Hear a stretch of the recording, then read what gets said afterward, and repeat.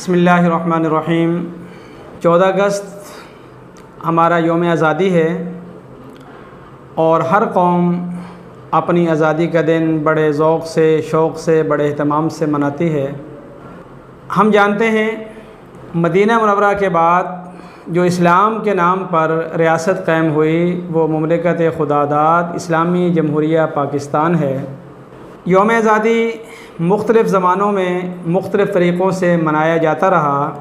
एक वक़्त था कि जब यौम आज़ादी आता था तो हमारे यहाँ उन शुहदा का ज़िक्र किया जाता था, आज़ादी की तारीख़ बताई जाती थी और उन क़ुरबानियों से अपने लोगों को, अपने बच्चों को आगाह किया जाता था जिन क़ुरबानियों के नतीजे में हमें आज़ादी नसीब हुई।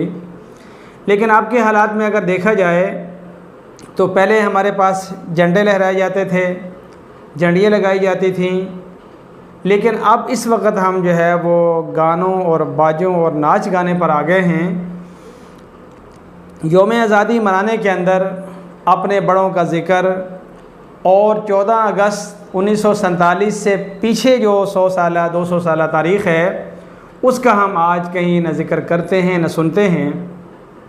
हमें याद रखना चाहिए कि 1600 ईस्वी के अंदर जिस वक़्त अंग्रेज़ ने यहाँ आकर अपना पंजे गाड़े और यहाँ आकर मुसल्लत हुआ तो उस वक़्त सैयद इस्माइल शहीद, सैयद अहमद शहीद, इन हज़रात ने पहले अंग्रेज़ के ख़िलाफ़ जिहाद का फ़तवा दिया, उनके ख़िलाफ़ ख़ुरूज किया, यहाँ तक कि बालाकोट की पहाड़ियों के अंदर वो जाकर शहीद हो गए।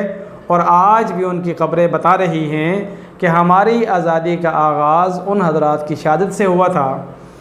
इसके बाद जब 1857 आता है तो हमारे बड़े सग़ीर के बड़े उलमाए कराम, जिसके अंदर हाजी इमदादुल्लाह मुहाजिर मक्की रहमतुल्लाह अलैह, हज़रत मौलाना मोहम्मद क़ासिम नानोतवी रहमतुल्लाह अलैह, मुफ्ती रशीद अहमद गंगोही रहमतुल्लाह अलैह, ये हज़रात आलिम दीन और औलिया कराम होने के बावजूद मैदान जिहाद में आए और आवाम को जमा किया, अंग्रेज़ के ख़िलाफ़ उनको क़िताल और जिहाद करने पर राज़ी किया और 1857 की जंग आज़ादी उन्होंने लड़ी और वक्ती तौर पर जो है वो पसपा हो गए।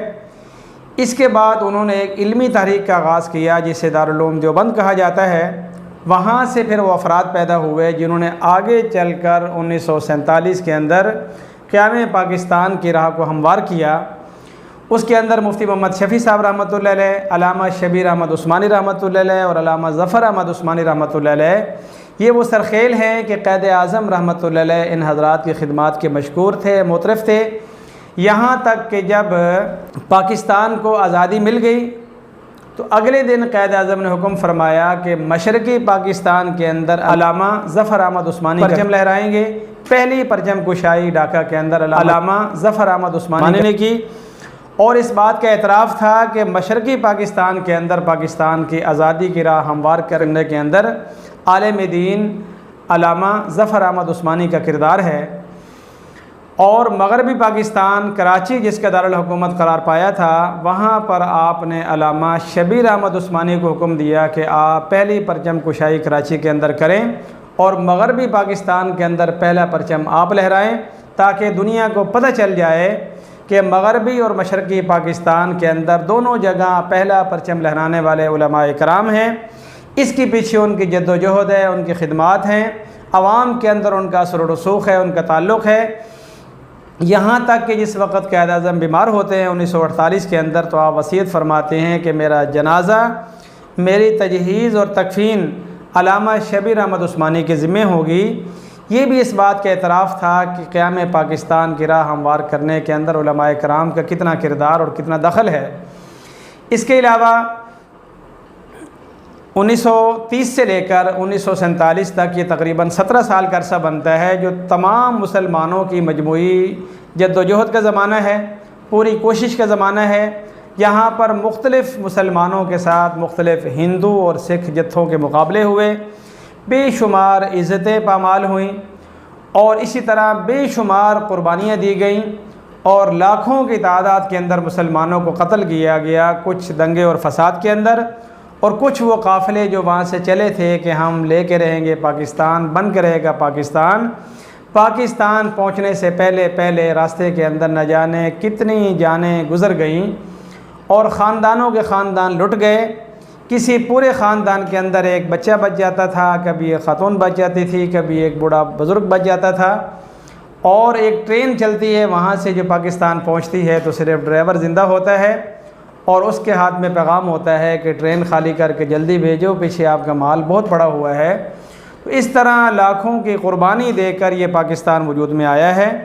और इसका जो असल नारा था कि पाकिस्तान का मतलब क्या, ला इलाहा इल्लल्लाह मुहम्मदुर रसूलुल्लाह, वो दरअसल क़याम पाकिस्तान की रूह है।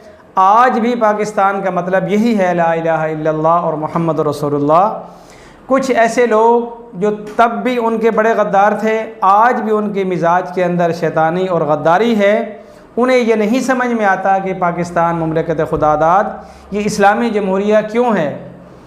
उनसे हम ये पूछते हैं कि वो बताएं कि उस वक़्त बादशाही मस्जिद लाहौर का सहन जो बेपनाह खून से भर गया था, उसके हौज़ और तालाब खून से भर गए थे, वहाँ पर कौन से लिबरल लोग थे।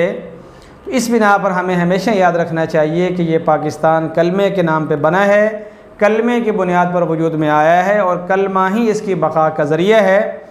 और दुनिया जान जाएगी कि मुसलमान की इज़्ज़त, उसका वक़ार, उसकी शान, उसकी बका वो कलमे के साथ मुंसलिक होने में है। जहाँ जहाँ जिन जिन लोगों ने जब भी कलमा पढ़ने के बाद कलमे को छोड़ा है तो कभी खुदा ताला की रहमत उनको नहीं मिली।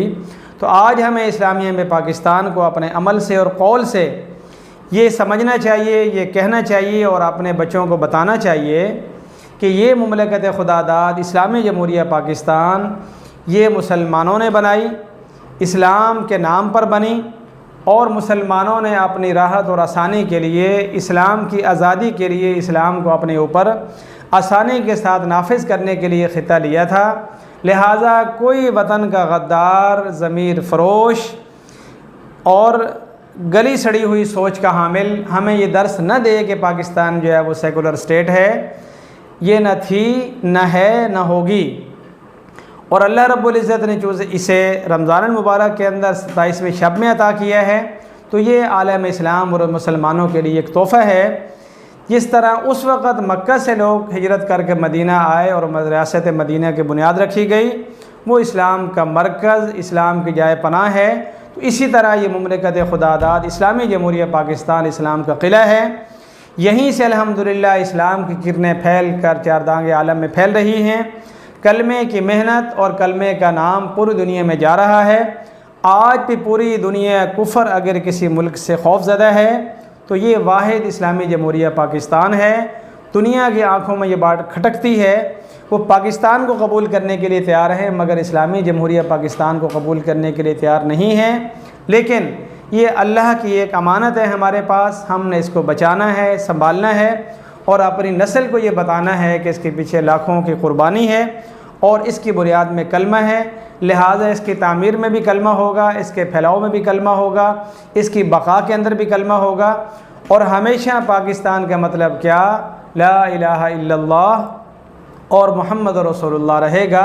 अल्लाह रब्बुल इज़्ज़त इस पाकिस्तान को तरक्की अता फ़रमाए, हर किस्म के शर और फितने से हिफाजत फ़रमाए और दुनिया के सामने इसको वाक़ई क़िला हमें बनाने की तौफ़ीक़ अता फ़रमाए।